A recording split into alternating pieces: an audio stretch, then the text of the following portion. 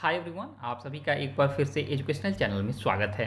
और आज की वीडियो में हम आपके साथ डिस्कस कर रहे हैं आपके नेट की स्कोर के वैलिडिटी के ऊपर, क्योंकि हमारे चैनल के माध्यम से लगातार क्वेश्चन पूछे जा रहे हैं इस पर कि नेट के स्कोर की वैलिडिटी 1 ईयर कर दी गई है।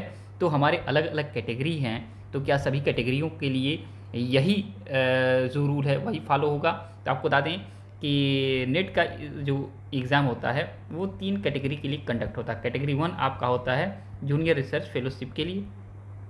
कैटेगरी 2 आपका होता है ऑनली देखा जाए तो लेक्चरशिप के लिए, असिस्टेंट प्रोफेसर के लिए, या कहा जाए ऑनली नेट के लिए। और कैटेगरी 3 आपका होता है पीएचडी ऑनली, ठीक है, पीएचडी के लिए। तो यहाँ पे देखा जाए अगर जूनियर रिसर्च फेलोशिप कैटेगरी की बात किया जाए तो अगर आप इस कैटेगरी में अगर आप एग्ज़ाम क्वालिफाई कर जाते हैं तो 3 ईयर की आपके देखा जाए तो जेआरएफ की वैलिडिटी होती है। वैलिडिटी का मतलब होता है जेआरएफ आप 3 वर्ष के अंतर्गत ले सकते हैं अगर आप पीएचडी में एडमिशन ले लेते हैं। तो पीएचडी में एडमिशन ले लेंगे तो आपको 3 वर्ष के अंदर का समय दिया जाता है और आपको इस वर्ष के अंदर एडमिशन लेने के उपरांत आपको फेलोशिप दिया जाता है गवर्नमेंट की तरफ से, आपके 35 से लेकर 45 हज़ार के बिटवीन। कैटेगरी 2 का अगर देखा जाए तो वैलिडिटी होती है लाइफ टाइम। अगर आप असिस्टेंट प्रोफेसर के लिए, लेक्चरशिप के लिए देखा जाए कैटेगरी 2 का एग्ज़ाम क्वालिफाई कर जाते हैं तो लाइफ टाइम वैलिडिटी है, आप किसी भी विश्वविद्यालय कॉलेज में असिस्टेंट प्रोफेसर बनने के लिए एलिजिबल हो जाते हैं। कैटेगरी 3 की बात किया जाए तो इसकी वैलिडिटी है 1 ईयर की। इसी के ऊपर लोग संशय में थे कि 1 ईयर की बात की जा रही है तो क्या ये सभी कैटेगरियों के ऊपर लागू होगा? तो ऐसा बिल्कुल नहीं है, ये कैटेगरी 3 के लिए है ऑनली।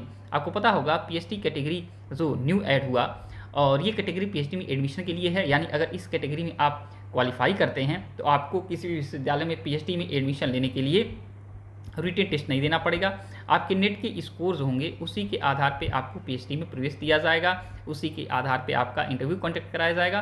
तो ये प्रक्रिया इसके आधार पे चलेगी। तो इसके लिए 1 ईयर की वैलिडिटी दी गई है। अब आप कहेंगे 1 ईयर कब से कब तक चलेगा? आपको बताएं जब से आपका देखा जाए तो सर्टिफिकेट इशू होगा नेट का, उस नेट के सर्टिफिकेट के इशू के साथ ही उस पर देखा जाए तो डेट मेंशन होगा।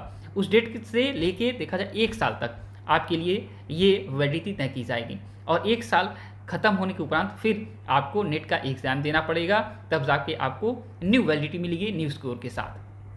तो ये रहा आपके 1 ईयर की वैलिडिटी से जुड़ी हुई कुछ कॉन्फ्लिक्ट चीज़ें जो आप लेके परेशान थे।